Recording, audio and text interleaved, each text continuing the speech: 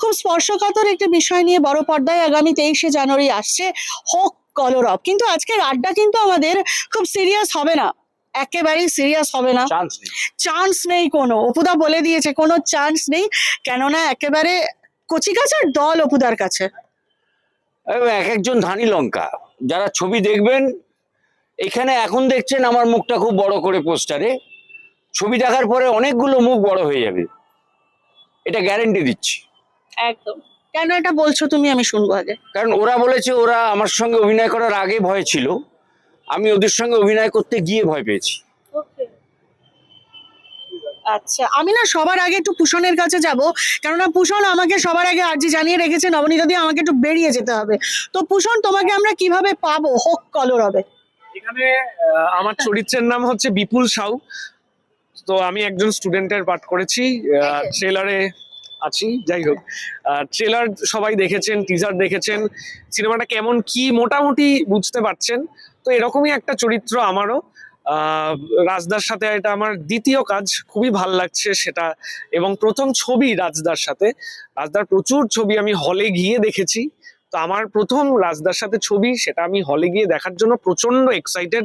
দর্শক হিসেবে আরো বেশি, অভিনেতার থেকে দর্শক হিসেবে আমি খুব এক্সাইটেড। মুখস্থ বলে গেল মনে হলো। কলরব কতটা হয়েছে? কলরব সাংঘাতিক হয়েছে, সাংঘাতিক কলরব হয়েছে।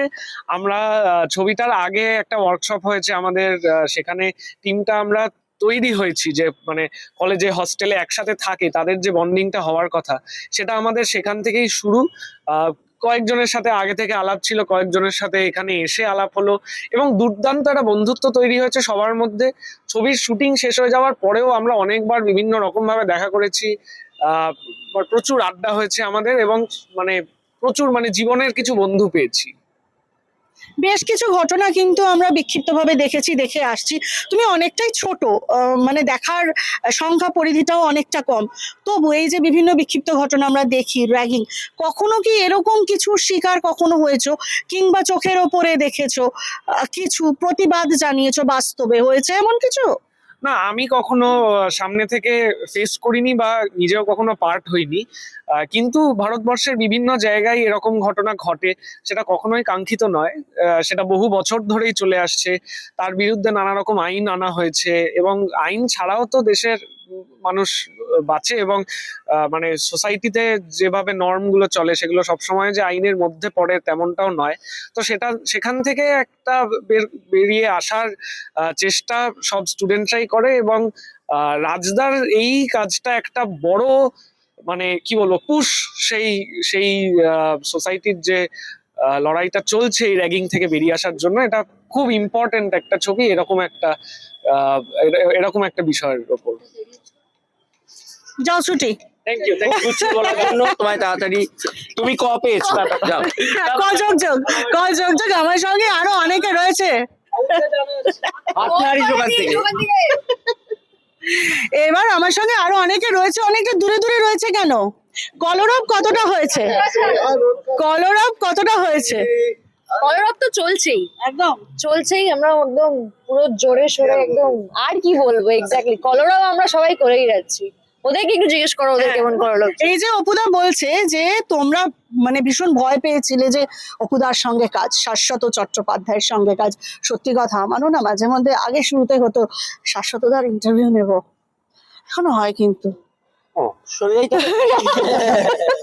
তো বলো সেটা কি হতো, মানে তোমাদের কাছে আমি দিচ্ছি ফোনটা। হ্যাঁ মানে সেটা মানে আমাদের সবার কাছেই কি বলবো, মানে খুবই একটা, আমরা সবাই নার্ভাস ছিলাম। কিন্তু মানে উনি যেরকম ভাবে আমাদের সবার সাথে মিশেছেন, এবং he has a brilliant sense of humour, যেটা through the I think we all got together as a team. আর মানে ওনার কাছে এত কিছু শেখার আছে। তো প্রথম দিনেই আমার সিন ছিল অপুদার সাথে, এবং আমি খুবই নার্ভাস ছিলাম। কিন্তু ওই যেটা আমি আগের ইন্টারভিউতেও বললাম, যে মানে ব্যাপারটা দুদিক দিয়ে হয়। সো আমি যেটা ওনার কাছ থেকে পেয়েছি ওয়াইল অ্যাক্টিং, সেটা আমি অন্য কোনো সিনিয়র অ্যাক্টরের কাছ থেকে পাইনি। এটাই আমরা সবাই দেখো, আমাদের সাথে তো এটা সবসময় হয় যে আমরা কখনো কোনো সিনিয়রের সাথে যাকে দেখে, যার কাজ দেখে অনেক কিছু শিখেছি, অনেক বড় হয়েছি যার কাজ দেখে, তো তার সাথে হঠাৎ করে জানলাম যে তার সাথে অভিনয় করব, তো একটা তো ভয় থাকেই মনে যে কেমন করব, বা আমার জন্য ওনার কোনো ডিস্টার্ব না হোক অন শট। তো এগুলো অনেক কিছু মনে চলে, কিন্তু অপুদা যেভাবে সেই বরফটাকে গলিয়েছে, অপুদা যেভাবে আমাদের সাথে আড্ডা মেরেছে, যেভাবে মজা করেছে, সেটাতে কখনো মনে হয়নি যে অপুদা এত পুরনো একজন অভিনেতা আমাদের ইন্ডাস্ট্রির এবং পুরো ইন্ডিয়ার ফিল্ম ইন্ডাস্ট্রির, যাকে দেখে এত লোক ইন্সপায়ার হচ্ছে, যার ছবি দেখে যার শিখছে। তো আমাদের মনে হয়েছে যে আমাদের বন্ধুর মতো অপুদা আমাদের সাথে কাজ করেছে ভীষণ মজা করে। ছবির প্রমোশন কর না, আমার প্রমোশন জিজ্ঞেস করলো দাদা, সেই জন্য বলছি। কিন্তু ছোট করে বলা যায়। হোক কলরবের এটা ইউএসপি, বুঝলে তো, হোক কলরবের ইউএসপি এটা। হোক কলরবে ওই আমাদের তো রাজদার সাথেও কিন্তু রাজদাও আমাদের এমন ভাবে মিশে গেছে আমাদের সাথে, এমন ভাবে। আমি প্রথম দিন আমাদের যখন মহরত হয়েছিল, আমাদের প্রডিউসার শুভশ্রী গাঙ্গুলি এসে বলেছিলেন যে খুব সাবধান, হ্যাঁ আজকে যেমন দেখছো সেটে গিয়ে কিন্তু অন্যরকম, খুব রাগারাগি করবে। আমি সত্যি বলছি রাজদাকে রাখতে দেখিনি, মানে হুক কলরবের সেটে অন্তত আমি রাজদাকে একদম রাখতে দেখিনি, খুব মজা করে কাজ করেছি। তো আমি তখন ভাবছিলাম যে রাজদা তো রাগ করছে না, খুব খুব তাহলে কি একদম আশা ছেড়ে দিয়ে কোনো লাভ নেই? না না হবে না। চিল ছিল রাজদা, একদম খুব মজা করেছি। সেম অপুদার ক্ষেত্রেও তো কলরব একটা দারুণ এক্সপিরিয়েন্স আমাদের জন্য। আর সবাই মিলে এতজন প্রায় সমবয়সী, সবাই কেউ একটু ছোট কেউ একটু বড়, তো সবাই মিলে যখন মানে আড্ডা ফাড্ডা হয়েছে, তো কে কাকে মানে ওই যে বলে না পেছনে লাগা, সেটা হয়েছে। কে কার বেশি পেছনে লেগেছে বল? বল। ওই যে পেছনে দাঁড়িয়ে আছে তাকেই দিল। না না, আমি তোমার আগের প্রশ্নের একটা উত্তর দিতে চাই। ওই যে বললে না যে প্রতিবাদ কোথাও করেছো কিনা, আমার একটা ঘটনা মনে পড়ে গেল। আমার সাথে এরকম গন্ডগোলের কেসই হয়।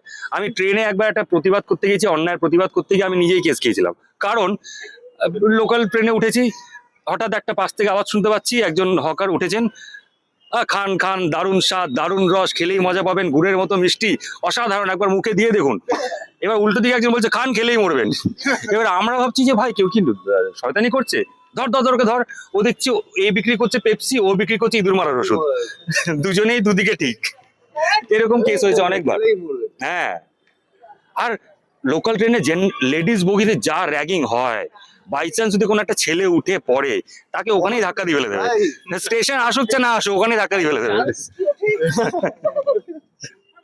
চান্স নিয়ে ওই তাড়াহুড়োতে আমি একবার উঠে পড়েছিলাম। ওই যে হ্যাঁ হ্যাঁ হ্যাঁ হ্যাঁ, কি কি কি প্রশ্নটা কি ছিল? তুমি বলো বলো কি প্রশ্নটা কর। ওই যে প্রশ্নটা ছিল আমার, যে এই যে কে কার পিছনে বেশি লেগেছে। আমরা প্রায় ছিলাম তো 65-70 জন। কে যে কার পিছনে লেগেছে এখন না আর মানে মানে সবাই সবার ফেলেছি কোনটা পেছনে লেগেছে, সামনে এসেছে, আবার পেছনে লেগেছে। না, আমরা খুব মজা করেছি, আমরা খুব মজা করেছি, খুব মজা করেছি, খুব এনজয় খাওয়া করেছি। দাওয়া খাওয়া দাওয়া খাওয়া দাওয়া দারুণ ছিল, খুব ভালো। এই খুব আজকেও বিরিয়ানি খেলাম। আজকে তো বিরিয়ানি, কিন্তু এই প্রোডাকশনে খাওয়া, দাদা নামটা ভুলে যাচ্ছি ওনার, ক্যাটারার কে যেন, উনি রাজদার প্রোডাকশনে উনিই নাকি রান্না করেন, হারুদা। কি খাবার বানায়, পুরো মনে হচ্ছে বাড়ির খাবার খাচ্ছি। মানে যে কোনো প্রোডাকশনে এরকম খাবার খুব কম পাওয়া যায়। আর একটা বিষয় কনস্ট্যান্ট ছিল রাজের খাওয়া দাওয়ার ভেতরে, যে জন্য আমিও খুব পেয়েছিলাম, নিম বেগুন মাস্ট রোজ।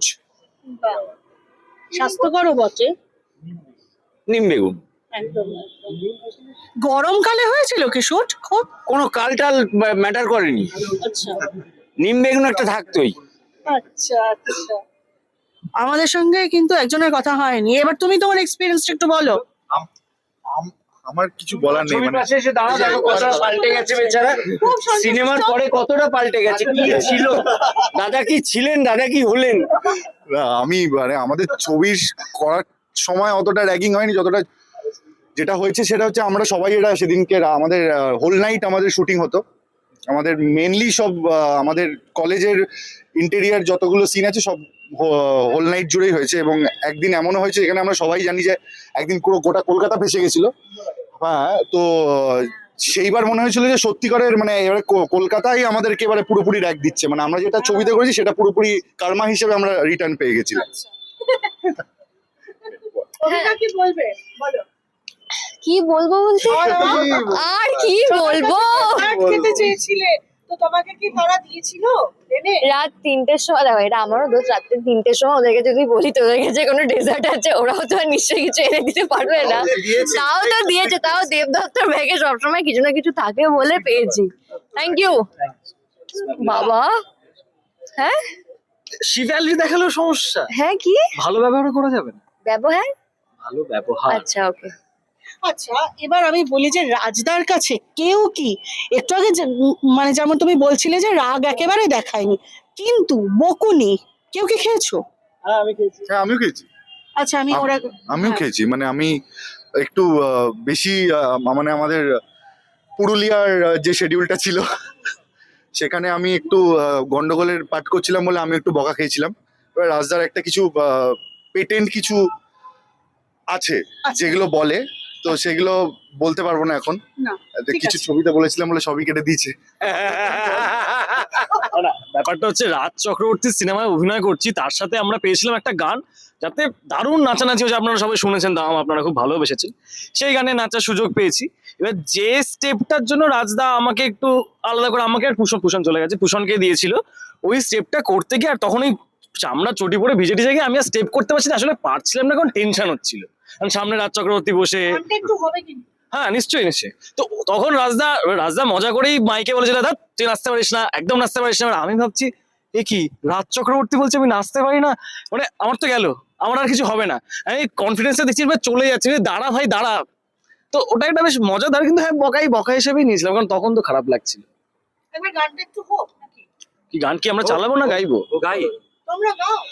বসে না মন আর বই খাতায়, রোম্যান্সের ভূত সবার ঘাড়ে, লাইফে ভাবার সময় কোথায়, কি হবে কাল ফিউচারে। দামামা এই যে নব যৌবনের দামামা, ওই দামামা বেঁচে গেছে ওই শোনো দামামা এই যে নব যৌবনের দামামা এই যে নব যৌবনের দামামা।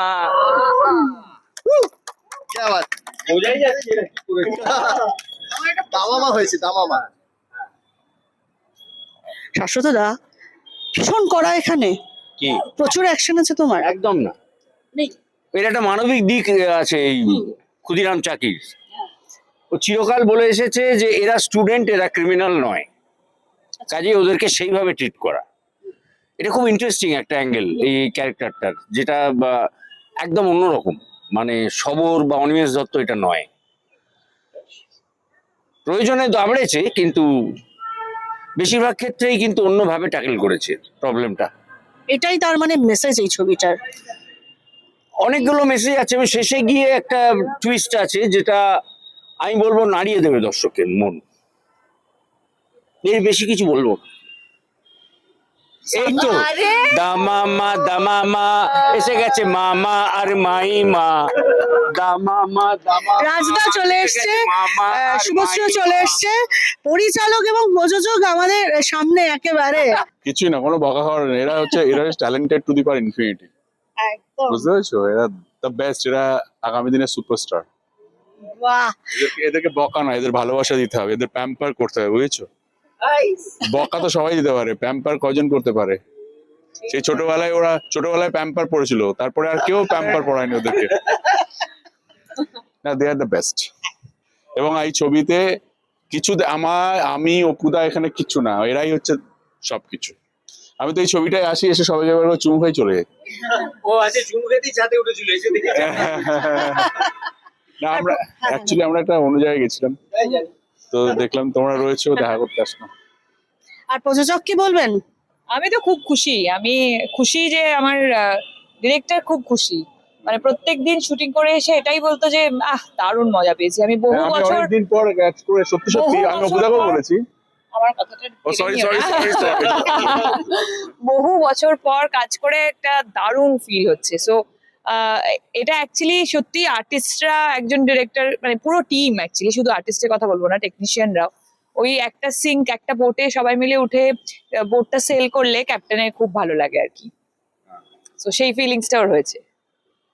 All the best. Thank you দেখো thank you so much, thank you অপুদা, থ্যাংক ইউ তোমাদের সবাইকে। কিন্তু হ্যাঁ সামিউল, তোমার কথা তো বলা হয়নি, সেই যে 23শে জানুয়ারি বলে নাই। 23 তারিখ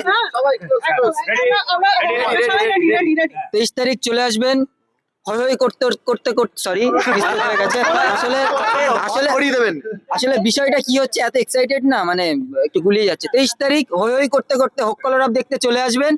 23শে জানুয়ারি থেকে একদম হল ভরিয়ে দেবেন, হোক কলরব ছাড়া কথা হবে না। হোক হোক হোক কলরব। আর হোক কলরব না দেখতে আসলে র্যাগিং করে দেবো। একটা ডায়লগ আছে না স্যার, র্যাগিং না হলে ক্যারেক্টার বিল্ড হয় না। আমি আর কিচ্ছু বলবো না আজকে, আমার আর কিচ্ছু বলার নেই। ওই যে পুরো ব্যাপারটা আমি- পরিষ্কার হয়ে গেছে কি পরিবেশে আমরা কাজ করেছি এবং এদের মধ্যে কি লেভেলে বন্ডিংটা হয়েছে। ওফ, একদম ব্যস্ত প্রডিউসার, ব্যস্ত ডিরেক্টর, পুরো দায়িত্বটা আমাদের ঘাড়ে সকাল থেকে। চারিদিকে হোর্ডিং আর হোর্ডিং, ওই চারিদিকে হোর্ডিং। আমি সব হোর্ডিং লাগাচ্ছি না তোকে রাস্তায়। ওই রাস্তায় হোর্ডিং লাগাচ্ছিল না চক্রবর্তী। হ্যাঁ হোর্ডিং লাগাচ্ছি। অল দ্য বেস্ট রাজদা, অল দ্য বেস্ট। ভালো লাগছে। দুর্দান্ত হবে। চলো থ্যাংক ইউ সো মাচ। চলো ক্যামেরায় ধীমান হালদারের সঙ্গে নবনীতা দত্তগুপ্ত, ETV ভারত, কলকাতা।